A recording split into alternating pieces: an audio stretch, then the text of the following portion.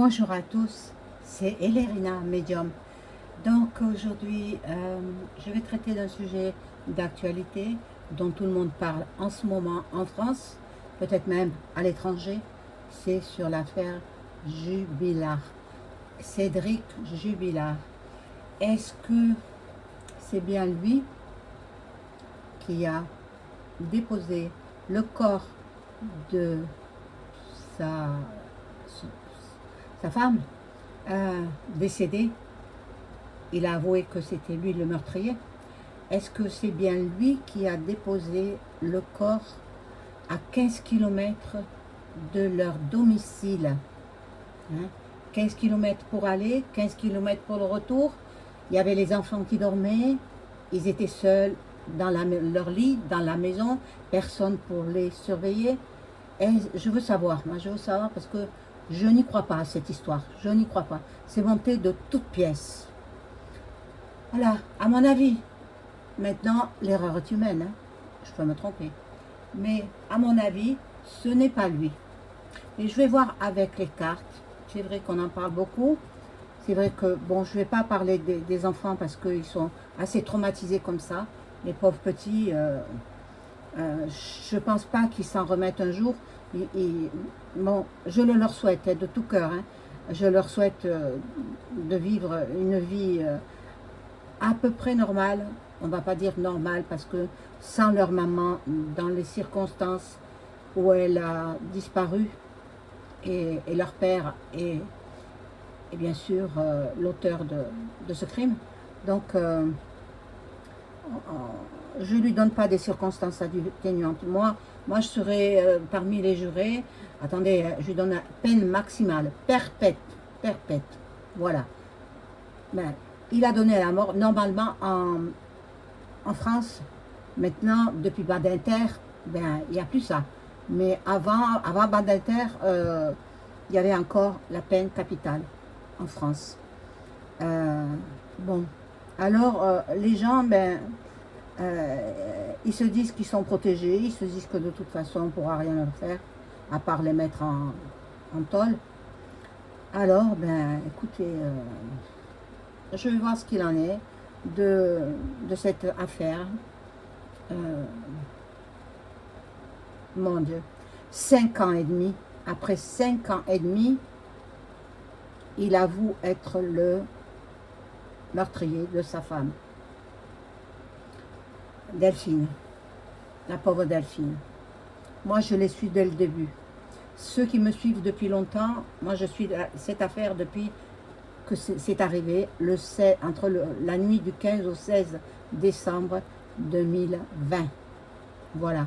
Quand cette affaire est arrivée, j'ai commencé à suivre, et à faire des vidéos, et à suivre, et refaire des vidéos, et encore des vidéos, et encore des vidéos, et je donnais des informations. Mais bon, il n'a pas agi tout seul, Attendez, il a des complices, une femme et un homme. C'est ce que j'ai toujours dit. Voilà. Maintenant, bon, les gendarmes ont fait leur travail, les policiers ont fait leur travail, les enquêteurs ont fait leur travail. Eh bien, maintenant c'est lui. Alors, il se positionne en victime, en fait. Maintenant, il se positionne en victime. Il veut faire croire que il a donné des coups provoquant bien le décès, sans intention d'ôter la vie. Mais c'est inadmissible, c'est pas vrai. Parce qu'il avait toujours dit qu'il a tué et personne ne retrouverait son corps. Voilà. En fait, quand il a su qu'elle avait un amant, qu'elle allait partir, qu'elle allait demander le divorce, il n'a pas accepté parce que c'était son gagne-pain. Elle allait travailler toute la nuit puisqu'elle était infirmière de nuit. Et puis, lui, il se la coulait douce en fumant des joints, en allant voir. Bon, il avait une auto-entreprise, on va dire. Il ne travaillait pas constamment. Il travaillait en dents de scie. Quand il avait envie, quand il avait de la clientèle. Voilà. Bon. Maintenant, je vais voir avec les cartes ce que me disent les cartes. Bon. Alors, pour celles qui se moquent un petit peu en disant les cartes ne parlent pas, mais je vous assure que les cartes, elles me donnent des informations et moi, j'interprète. Voilà, j'interprète les cartes. Alors, j'ai pris ce jeu, ce premier jeu. Je vais demander au jeu si c'est bien Cédric Jus, hein, vous connaissez la suite, j'ai pas envie de dire son nom, tellement il me dégoûte. C'est un monstre, c'est un monstre. Alors, est-ce que Cédric Jus, est-ce qu'il a lui-même déposé le corps de Delphine, je vais l'appeler Osaguel, hein, puisque c'est son nom de jeune fille, et elle ne voulait plus qu'on l'appelle par son nom d'épouse. Donc, Delphine, est-ce que c'est bien lui qui a déposé le corps de Delphine dans la nuit du meurtre? On va voir. À 15 km de son domicile. 15 km aller, 15 km retour, ça fait 30 km. Et les enfants, 30 km, ça fait une bonne demi-heure. Hein. Le temps de déposer le corps, etc., ça fait une heure à peu près. Il s'est absenté une heure. Et puis, il ne faut pas oublier que Delphine était grande. Elle mesurait 1,68 m.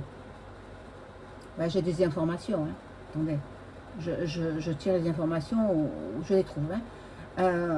Donc, elle était beaucoup plus grande que lui. D'ailleurs, elle se baissait toujours pour se mettre à sa taille parce que lui était assez petit, hein, de taille. Bon, donc c'est pour vous dire que il faut avoir de l'aide pour déposer son corps entier. Et pourquoi on n'a retrouvé que des fémurs? Et où est parti le reste? Et dans un champ d'un agriculteur? Mais c'est immonde. C'est immonde. Dans du fumier. Il aurait eu les doigts sales, il aurait senti mauvais. Et puis après, il est reparti chez lui. On n'a retrouvé aucune trace dans la voiture de fumier, aucune trace de mauvaise odeur. Donc, non.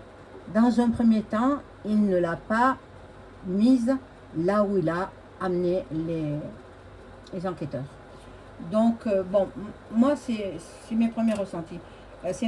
J'ai toujours dit, allez voir mes anciennes vidéos où je vous parle de cette histoire, parce que chaque fois qu'il y avait de la nouveauté, j'en parlais. Et je vous ai dit, dans un premier temps, qu'il l'a mise ailleurs. Bon, et je vous le dirai tout à l'heure. Hein. Alors, on va voir, est-ce que Cédric Jus a-t-il déposé Delphine à 15 km de leur domicile, dans le champ de l'agriculteur, dans du fumier. Dans du fumier, c'est inadmissible. Bon, enfin bon. Maintenant, il se positionne en victime. Ah, mais il a frappé. Et malheureusement, il a donné un mauvais coup. Le décès est survenu sans intention de donner. Non, mais où on va? Non, il a toujours dit à son entourage qu'il a tué et que personne ne retrouverait son corps. Personne. Sauf que, entre-temps, il a changé d'avocat. Et les deux avocats, père et fils, actuellement, essayent de lui faire une réduction de peine. Moi, je n'y crois pas, hein, franchement. Il y avait un autre avocat, très très grand bâtonnier, très connu. Je ne dirai pas le nom, hein, mais il s'est désisté. Quand il a vu ça, il a abandonné l'affaire. Quand il a vu tout ce enfin, comment dirais-je, sachant ce qui s'était passé, quand il a vu qu'ils étaient en train de magouiller pour le faire passer de coupable à victime, bien il a préféré partir. Je crois qu'il a bien fait. Je pense qu'il a bien fait.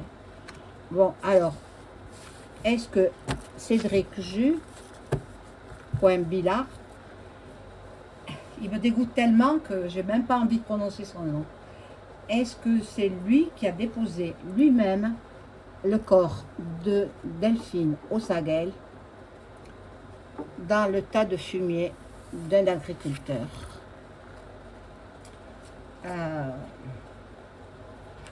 Bon, Eureka, il dit que c'est lui, il dit qu'il a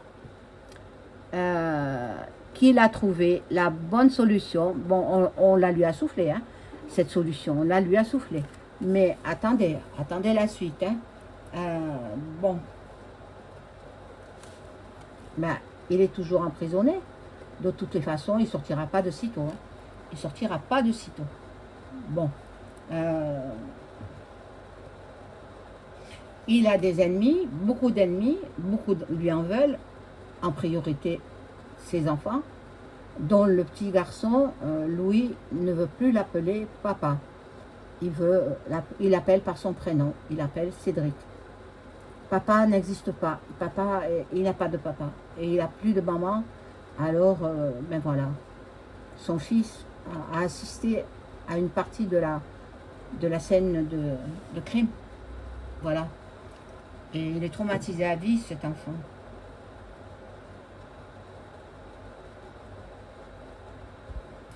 Bon, alors, on lui a donné des mauvais conseils. Je ne sais pas si ce sont ses avocats qui l'ont conseillé pour qu'il dise la vérité, qu'il amène, etc. Ou si ce sont ses complices. Peut-être ce sont les complices. Parce que je vous ai toujours dit qu'il n'a pas agi tout seul. Il a une complice, c'était sa maîtresse.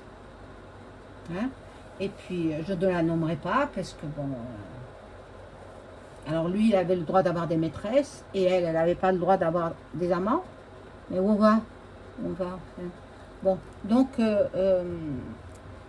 il a été mal conseillé. Bon.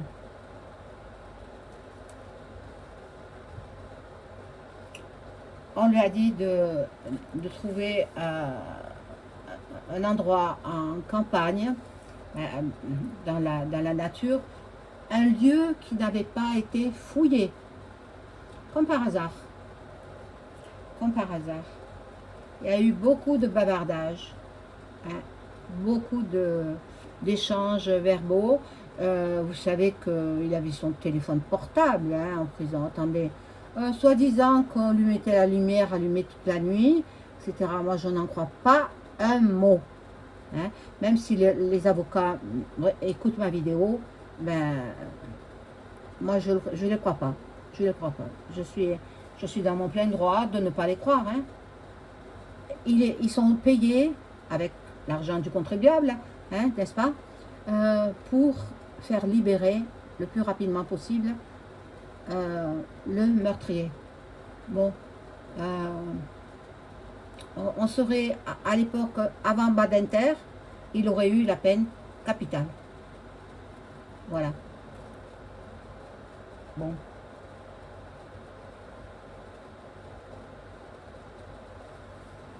Non, c'est pas lui qui a déposé le corps. Hein. C'est pas lui. En fait, le corps, non. Ils ont déposé les deux fémurs. Et le fémur, c'est l'os le plus solide du corps humain. C'est ce qui porte, voilà. Qui porte le corps humain, quoi. Qui est situé en haut dans la cuisse. Dans la cuisse. Bon. Il a dit qu'il était malade, qu'il n'était pas bien, qu'il était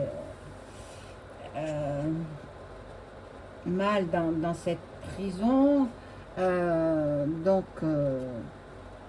voilà. Là, il y a de la nouveauté. On va apprendre encore des nouvelles choses.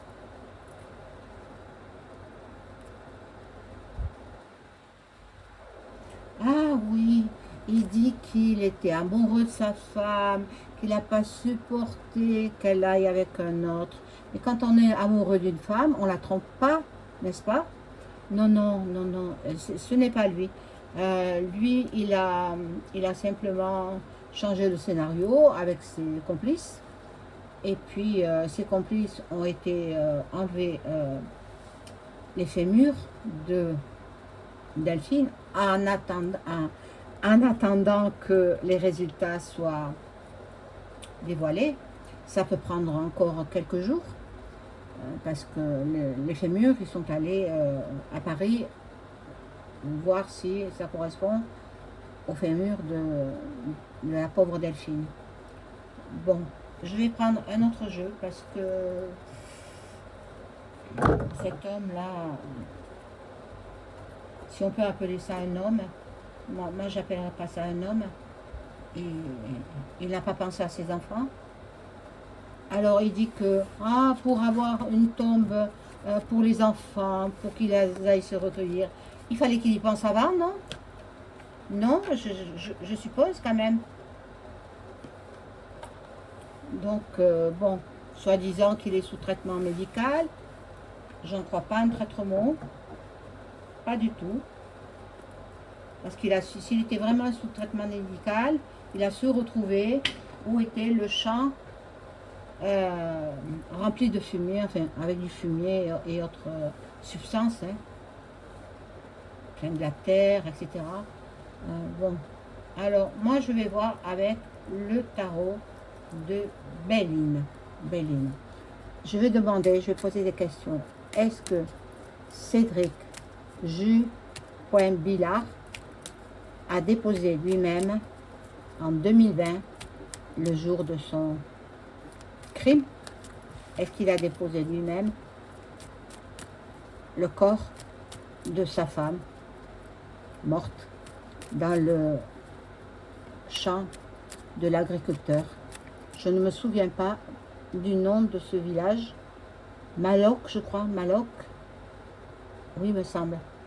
Donc à 15 km de son domicile, 15 et 15-30, plus déposer le corps, et puis il aurait dû sentir mauvais.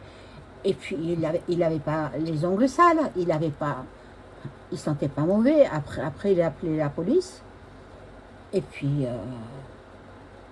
enfin bon, je demande donc, est-ce que c'est Cédric? Ah, il y en a une qui est tombée.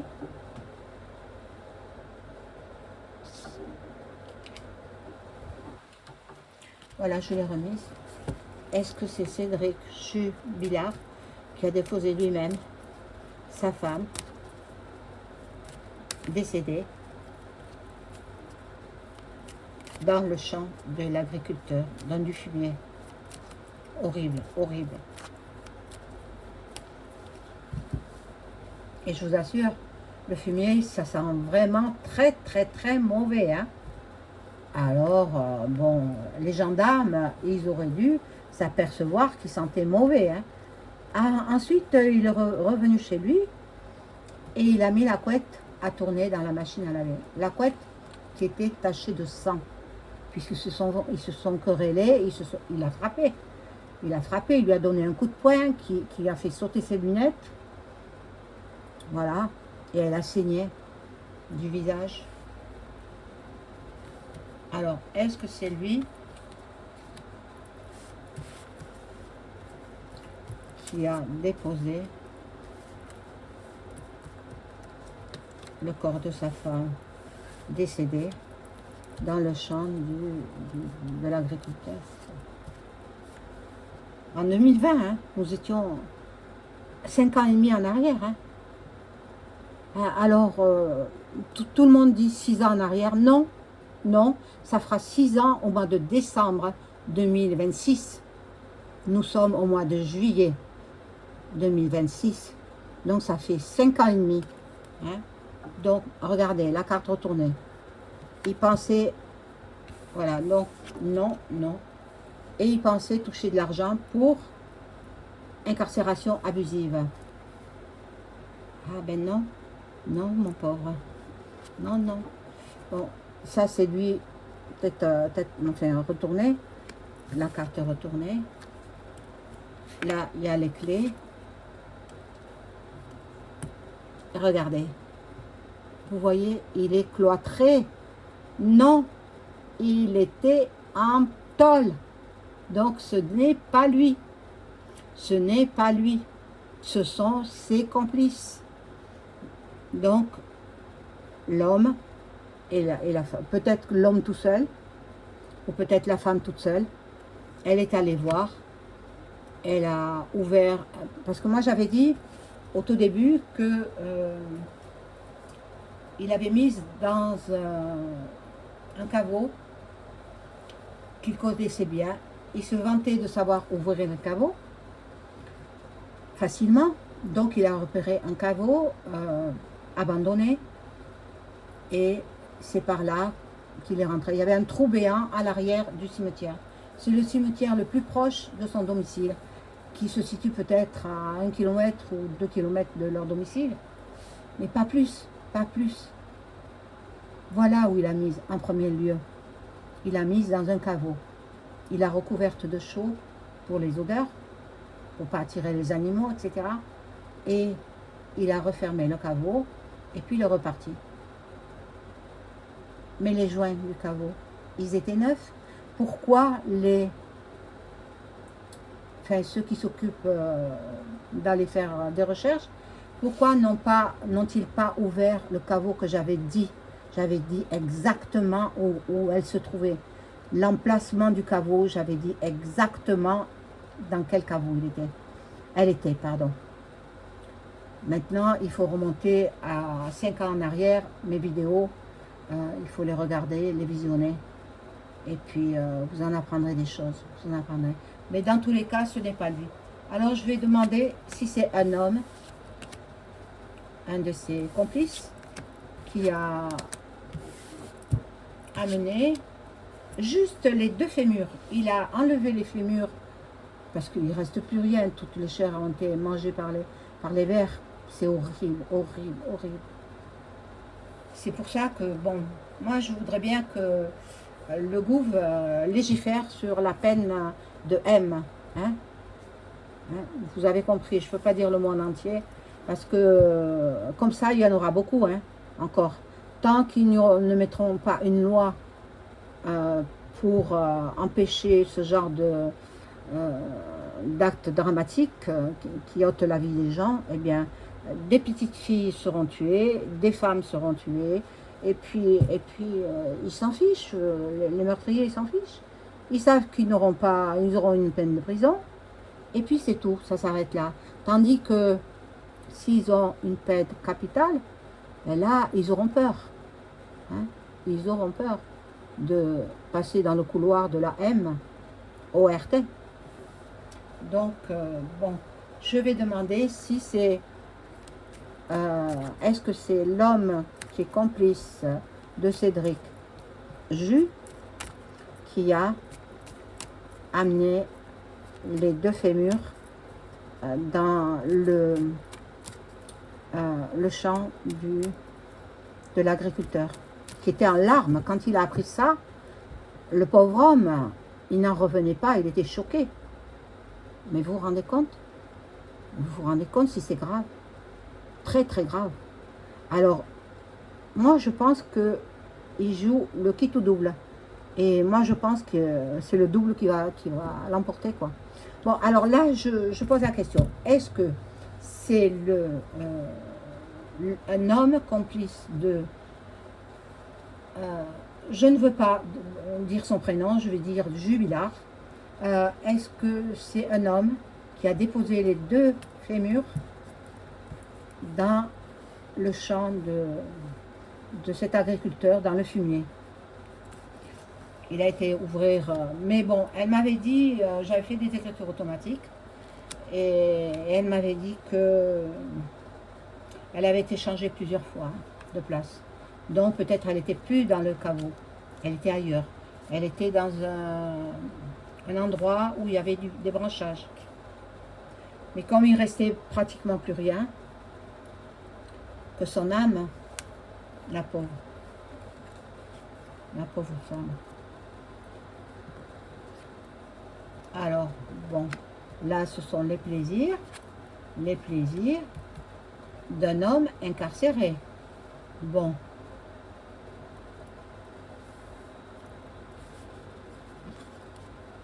voilà la prison d'un homme qui est en prison. Euh, ah, ils étaient peut-être deux. Le couple, enfin le couple, pas un couple d'amour, non, un couple de complices, deux complices. La femme complice, ben, c'était la maîtresse de Jubilard, la maîtresse.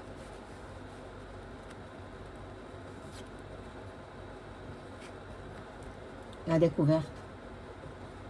Normalement, euh, bon, ça me parle d'une femme, ça me parle pas d'un homme. C'est incroyable ça. Il y a du changement.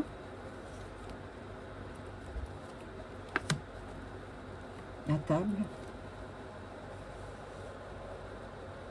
Donc ce serait la femme. La femme qui a été très amoureuse de lui. Donc ce serait pas l'homme. Ce serait la femme. Et puis bon, ça se détache tout seul quoi. Au bout de 5 ans et demi. Hein, 5 ans et demi. Donc il n'y a plus de chair, il n'y a plus rien. Il n'y a plus rien. Il faudrait maintenant qu'on retrouve les vêtements. Quoique, comme elle était en nuisette le jour du drame, ben, il lui a pas mis sa doudoune, hein, c'est pas vrai. Hein. Non, non, non. Il l'a portée à dos d'épaule et puis il l'a mise dans un premier temps, là je vous ai dit, et puis après elle a été changée parce que beaucoup de médiums sont allés sur place et ils ont vu l'endroit où elle était. Donc lui il a appris parce que il suit tout ce qui parle de lui, il suit hein, sur internet. Voilà. Mais bon.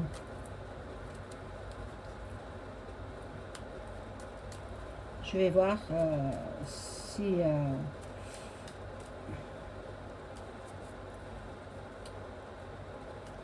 Bon, déjà le procès en appel, il va être reporté. Il y aura un autre procès parce qu'il faut faire encore des recherches, etc. Donc, il sera soit annulé, soit reporté en appel. Il y aura un autre procès. Il y aura un autre procès avec deux autres avocats. Bon, je voudrais savoir si Jubilard va être condamné à la même peine, 30 ans de réclusion criminelle.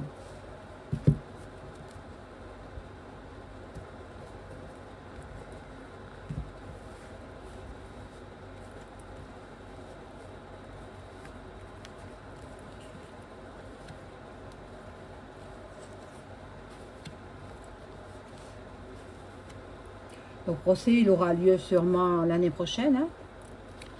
Et oui, parce qu'on est déjà juillet. L'appel aurait eu lieu en septembre, hein, il me semble, hein, le 21 septembre. Mais bon, il n'aura pas lieu le 21 septembre. Hein. Donc, bon, des nouvelles.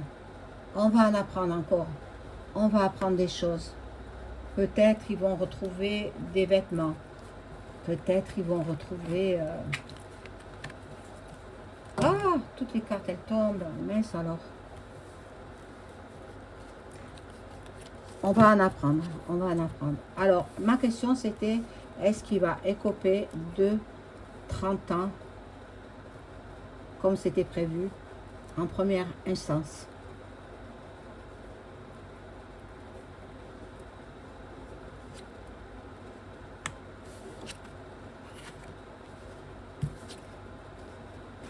Bien sûr que oui. Ça, je l'avais dit. J'avais dit, avec l'écriture automatique, je suis entrée en contact avec l'âme de Delphine. Elle m'a dit, ce sera idem. Il aura la même peine. Maintenant, moi, je ne fais qu'interpréter les cartes. Hein. Je suis un être humain. Hein, je ne suis pas un robot, je ne suis pas tout ça. Donc, j'interprète les cartes. et on verra ce qu'il en est. Mais normalement, il écope de la même peine. Il n'aura pas de réduction de peine. Non. Les juges ne seront pas cléments. Pas du tout. Pas du tout, du tout. Voilà mes amis. Si cette vidéo vous a plu, n'oubliez pas le like, le boost. Et puis, vous savez ce qu'il en est. Je vous mettrai mes coordonnées en description sous la vidéo. Et puis en épinglé, je vous mettrai aussi quelques informations. Voilà, je vous souhaite une bonne fin de journée. Au revoir.